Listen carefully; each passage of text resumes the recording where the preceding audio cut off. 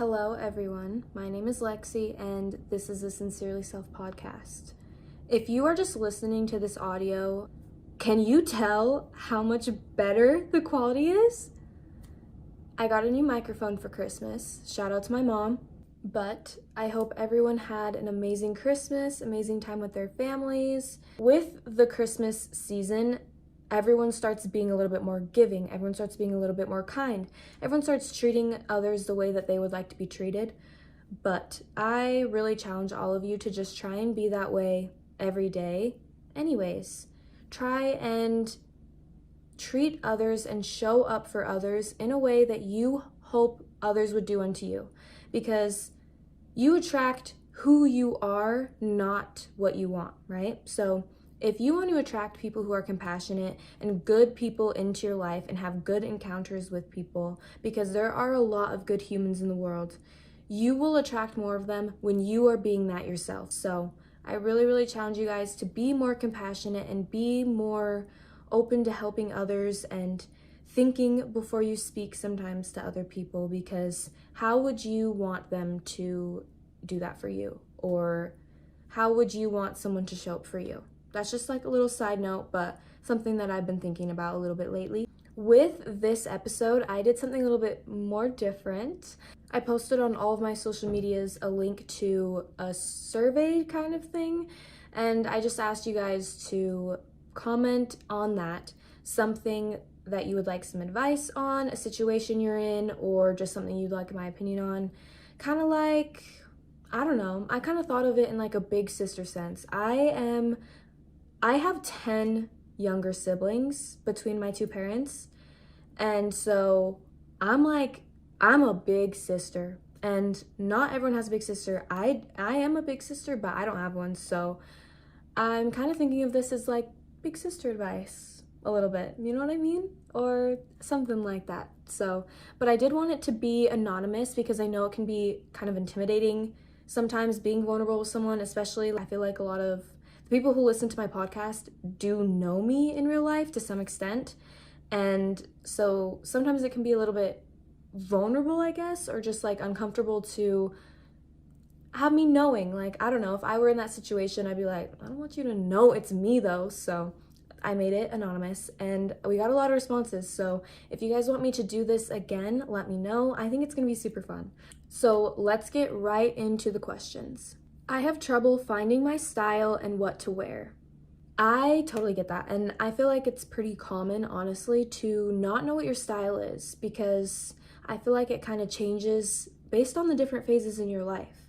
Like in high school, I definitely dressed very girly. I wore a lot of dresses and I loved wearing heels and like little booties and like cute little pants and stuff like that. And that was just fit who I was at the time. But as of lately, like the last 2 years, I'd say, I've been really into streetwear, and that is pretty trendy.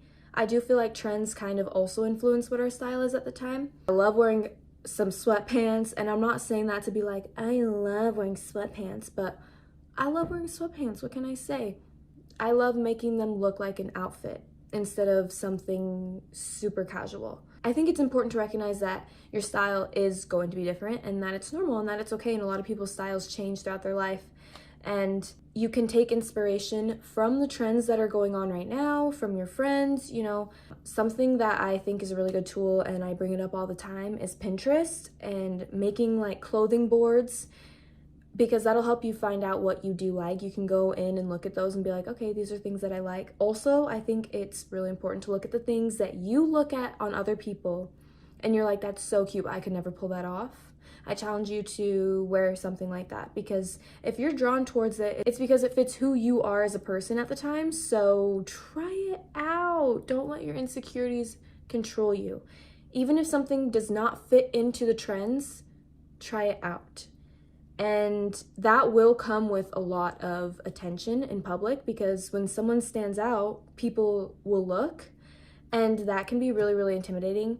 But honestly, life is so short. We have this life one time. So wear what you want to wear and wear what makes you feel comfortable, and enjoy the journey of figuring out what that is and the way that it changes throughout life. How do you feel is the best way to deal with toxic friends? I feel like I often find myself struggling to walk away from relationships that aren't the best for me because I don't want to upset that person or give a bad image of myself. I'm honestly really glad I got this question because I feel like toxic friendships are not talked about as much as they should be. I feel like it's more so relationships that are toxic or toxic traits in a romantic relationship that are talked about, but not really a friendship. And it is not as normalized to leave a friendship that is toxic for you as much as it is a relationship. It's not as encouraged, and it is easy to have a bad rep come from that. So I think, first off, is recognizing you don't have the control of what other people react to your situations. And worrying about what other people think of you is a people-pleasing tendency, and it's very common. And I've been there. I used to get so upset if I felt like someone had a bad image of me, or if I was making someone upset. I worried so bad about what they could say about me or what they would think about me, but at the end of the day, you can't control that. And you're always going to do something that's going to upset someone. People are going to have an opinion on every single thing you do. And at the end of the day, you just got to make decisions that help you grow as a person. Like I said, treating people the way that you would want to be treated. So try and flip the script and be like, okay, if this person were cutting me off, like, how would I want that to come? And also think about this person because you do know them well. It's your friend, right? So think, how do they handle conflict best? How do they handle criticism best? And try and approach them in that manner. Friendship breakups don't have to be toxic, and they don't have to be a huge, big, messy ordeal. And when a friendship gets toxic, I guarantee you it's toxic for both sides. Like, when you're not aligned with someone anymore, you're going to bring out those toxic traits in each other. So they're toxic for you and you're toxic for them because you're not aligned. You're not looking for the same things anymore. And I talked about this in my episode last week with Sophia, but it's okay to outgrow each other. And it's okay to let go of relationships that aren't serving you anymore. And you can let them go with love. You don't always have to have resentment. No, there doesn't always have to be a bad guy. Sometimes it's just people grow apart, and that's okay. And you wish them the best, and maybe you'll meet again in the future. And if not, you can still be rooting for people, but away from them. Because if you guys are not aligned, it's going to be harmful for the both of you, and neither one of you are going to grow. And if you don't do something about it, there will be something messy that happens so that you guys do separate at some point. So I would approach them, like I said, in a way that they accept criticism the best, how you've noticed they handle conflict, and also how you would want someone to do that to you. Because it is a really hard thing. They'll probably be upset, and they might say bad things about you, but that part you don't have control over. So at the end of the day, you just got to make the decision, are you going to put other people's happiness over your own? Because you're not happy where you're at. And finding comfort in knowing that if they do go say bad things about you, the people who really know who you are will know that it's not true.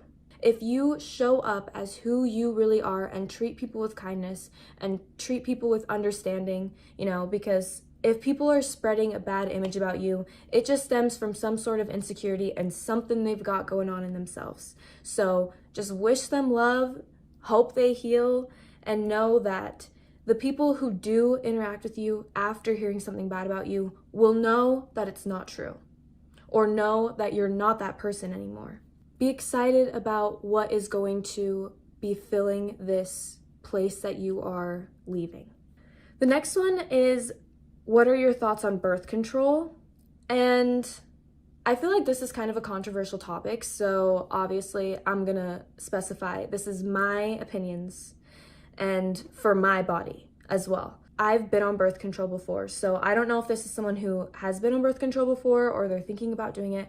I was on birth control, I think from the ages of like 16 to 18, because I have endometriosis. I have very, very painful periods, so painful, and they were just like debilitating. I had passed out before. I would have to leave school when I was in school. I wouldn't be able to work. Like, it was really, really bad. So I went on birth control to try and help with that, and it helped my periods a little bit, but I felt like my emotions went all over the place, and I personally didn't like how it made me feel. There are many, many methods for birth control though. I only tried out the pill. And so I feel like if that's something that you would like to try out, just be safe with it. I'm not gonna get into it, but just be safe. And if that's your method that you feel like will keep you safe, then go ahead. But be safe either way. I'm not on birth control anymore. I didn't like how it made my body feel. I have gotten my periods kind of more under control. They're still pretty painful, but I've just found other ways to kind of cope with them. So also, if you guys want a little input on handling painful periods, this is like real girl talk. I actually do have a lot of male listeners, so if you're a male listener, like, hey, this is insight for if you got a girlfriend, this is insight if you got a sister, this is insight if you got a mom. All right, now you're gonna be educated. That just brings you up a whole level if you're educated on this kind of stuff. So just filling you in, just letting you know. But if you guys would like an episode on just kind of talking about dealing with girl stuff, I would love to do that. I also have a friend who has endometriosis and struggles a lot with it and has come up with some methods. And I think when she listens to this, she's gonna know exactly who I'm talking about. If you guys would like an episode like that, just let me know. But if you are thinking about going on birth control, I would say just consult your gynecologist and think about the reasons that you would like to go on it. Also research the things that it can do to your body, because it can really, really affect almost every aspect of your body. So I would really, really look into the effects of birth control as well. Advice for someone who gets anxious with free time. My best advice for getting anxious with free time is going to come from explaining why you might be getting anxious from free time.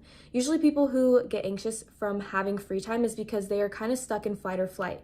You have been taught, either from how you were raised or just in school or in some aspect in life, that you are only bringing value when you are doing something with your time. So you feel less of worth, consciously or subconsciously, when you are not filling your time. Or you have something that you don't really want to be thinking about. And so when you do have free time and you are able to think, it feels very, very uncomfortable. So the best way I can think to help you fill your free time is to make dedicated free time in your day and start at a small interval. Like if it's something really, really hard for you, maybe try like 20 minutes and do something that you really, really love to do. If you love to cook, then cook yourself a meal. If you love to read, then read yourself a book. If you love to listen to music, then listen to some music. If cleaning helps you feel relaxed, then clean. If you want to take a bubble bath, take a bubble bath. Just do some time that you are dedicated to you, something that is serving you, something that is bringing you happiness. And the more that you do it, the more that you're going to feel comfortable with having that free time. And also remind yourself that you bring worth no matter what you are doing. And you are allowed to have free time. You are allowed to have time dedicated to just doing nothing, dedicated to just relaxing. Because as humans, we're not supposed to always be go, go, go, but that's kind of how we've been trained. So it's normal to feel very, very uncomfortable with free time. And honestly, I feel the same a lot of the time, but just try and fill that time with things that are fulfilling you in other ways and re-nourishing your body. Also, if you have been tired and you have free time, take a little nap. Nourish your body. Do things with that free time that are still benefiting you, but also giving you time to relax and kind of recharge. Hi, bestie girl. What is the best way to break up with your therapist if they aren't serving you anymore? This one is hard, especially if you struggle with people pleasing. Breaking up with your therapist is hard, but sometimes it is needed. Honestly, this isn't really talked about. Madeline RG, she kind of talked about it on her podcast. I don't remember which episode. That when you become really, really self-aware, it is so hard to find therapists. Or if you study psychology, anything in that kind of field, you kind of can predict what they're going to tell you. You kind of know exactly where, like, I know you're telling me this because of this. like because of this circumstance. Like, I know exactly why you're telling me this because I also learned this. So sometimes it gets a little hard because they're giving you advice that you're like, I kind of thought this myself already. You're just repeating my thoughts to me. And when it gets to that point, it's like you've kind of outgrown them almost, and that's okay. Like I said, we grow as people and we outgrow everyone in our life, and sometimes we outgrow therapists for a little bit. I would just maybe mention to them, like, I've kind of reached a different level of growth where I'm looking to focus on different aspects of my life, and I'm so grateful for what you have helped me achieve, but I am going to go to a different therapist who kind of specializes in this specific thing that I'm choosing to work on. You don't even have to tell them what that thing is, but they'll understand, and they're therapists, and they know you, so they'll be like, it's okay. And it's okay to need to do that. It is game-changing to have a therapist that is helping you grow and giving you resources and giving you insight that you cannot think of yourself, and that does really kind of make you step back and be like, oh, you're right. Be very kind about it. Don't be like, I really don't need you anymore, I'm too self-aware for you. Like, don't word it that way, but there comes a point where you have reached that level of growth that you will with this therapist. So I wish you the best, and you will find the therapist that is serving this version of you. How do you validate yourself? I struggle a lot with seeking validation from men. Depending on what gender or whatever you're attracted to, it's so natural to fall into the instinct of needing their validation, especially when you have been hurt in the past or have gone through negative situations surrounding like dating and that kind of thing in the past. You will feel more of a need to fill that void with the external validation from men, from women, from whatever you're attracted to, right? And I think to some extent we will always seek external validation, but you can tell when it's coming from a toxic place within yourself, when you only feel comfortable when you are getting validation from someone else. You only feel comfortable when men are telling you that you're pretty. You only feel comfortable when they're liking your pictures. You only think it's a good picture if men are liking it or they're sliding up on it. That's when you know, okay, I need to reevaluate because I'm depending on this external validation.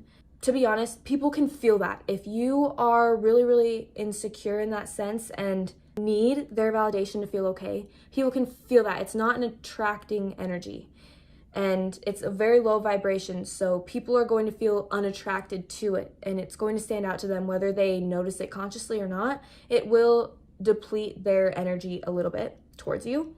So the best way that, and I used to be so bad with male validation. I struggled with it really bad, and I definitely would post things and that kind of thing to get the male validation, and if I didn't, I would delete it, or I would feel very weird about having it, and I just wouldn't like it as much if I didn't get the validation on it. That's me being straight up, because I feel like it's a very common thing and no one really wants to admit it, and that's okay. And it's okay that you are struggling with it, because like I said, we all are, and nobody's saying it out loud. So here's me saying it. It's normal to struggle with external validation, and give yourself grace, because it's very normalized, especially with social media. External validation is huge and everyone is craving it 24/7. The best way that I've been able to find comfort in just validating myself is pouring time into myself, having a skincare routine, having a self-care routine, knowing my likes, knowing my dislikes, knowing myself fully, and being very self-aware. I'm able to have affirmations that I write down, and just ways that I can catch myself when I'm feeling insecure and be like, why do I care what they think? Genuinely. Everyone has an opinion on everything. Why I live this one life looking like this? Why am I going to worry so much about what this person thinks of me? Because at the end of the day, it doesn't matter. I'm not gonna remember that he liked my story in like 40 years. But I'm gonna remember how I treated myself and how I thought about myself when I was that young. So write down some affirmations. I use Pinterest. I use Pinterest for everything. Self-validating affirmations or self-love affirmations. Just improving the way that you love yourself. Finding your love language. I have an episode about that. finding your love language and how to show it to yourself specifically. I have an episode about that. And just finding out these things about yourself will help you feel more able to validate yourself. But either way, even when you start working on it and you get better with it, you still fall into places where you feel like you need it. And that's okay. Like I said, treat yourself with grace and recognize that it's okay to feel that way. Okay, this is going to be the last question for this episode. So like I said, if you guys want me to do this again, just let me know and maybe we can make it a monthly thing. I think it's kind of fun. How can you heal your inner child? This is like a big question, honestly. And I could make a whole episode about healing your inner child, but the first thing that I can think of is recognizing your interests that you had as a kid. What were things that you were drawn towards? What were things that you really, really didn't like? This will tell you a lot about your authentic self because our inner child is always within us, and sometimes the ways we react to things or the ways certain things make us feel comes from who we were as a kid. And just try and recognize what things happened to you as a kid and view it from an outside perspective and think, what would I tell her now? Or what would I tell them now that I'm out of it and now that I'm grown? What can I tell myself, my younger self? What would I tell them to help them feel better? What would I tell them to comfort them? What would I tell them about how I recovered? That kind of thing can really, really help you heal that part of yourself. Journaling, I would look up shadow work prompts for healing your inner child. I would look that up specifically on Pinterest. And there are thousands of journal prompts on this subject. Some of them are more specific, some of them are more vague. So I would really, really recommend going on there and finding ones that you feel the most drawn towards. Writing those things down are going to teach you so much about yourself. So I wish you the best of luck, but healing your inner child really, really changes you. I feel like it brings that maturity to a whole nother level. Like, I started working specifically on healing my inner child, I'd say this last year, and it's gone through phases, it's gone through waves, but overall I feel so much more in tune with myself and so much more understanding with myself. I'm not as hard on myself. So I know that you've got this and it will benefit you through your whole life. All right, that's gonna be it for this week's episode. I hope you guys enjoyed. I think this was so much fun. Also, this episode is gonna be on time. Not to brag, but 2 weeks in a row where the episode is on time. What can I say? Another New Year's resolution of mine, I said one of them in last week's episode, how I'm working on keeping myself in check, that kind of thing.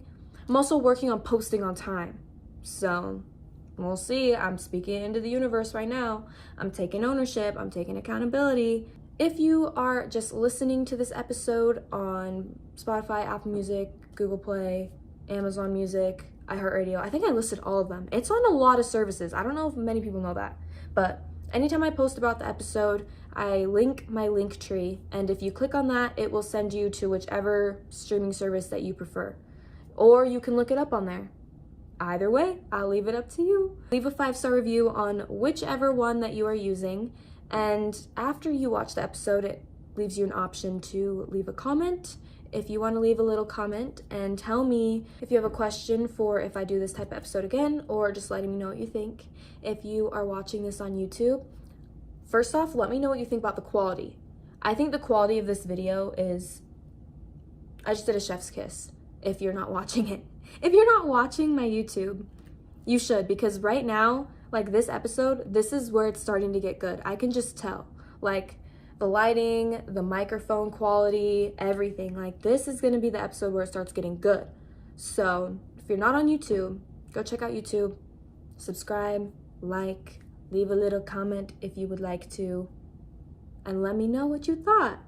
Share it with your friends, share it with your family. Anyone you know who's struggling with one of these questions, be like, oh, skip to 26 minutes, 11 seconds. Made me think about you and see what they have to say. I hope you guys enjoyed this episode, and I will see you next week.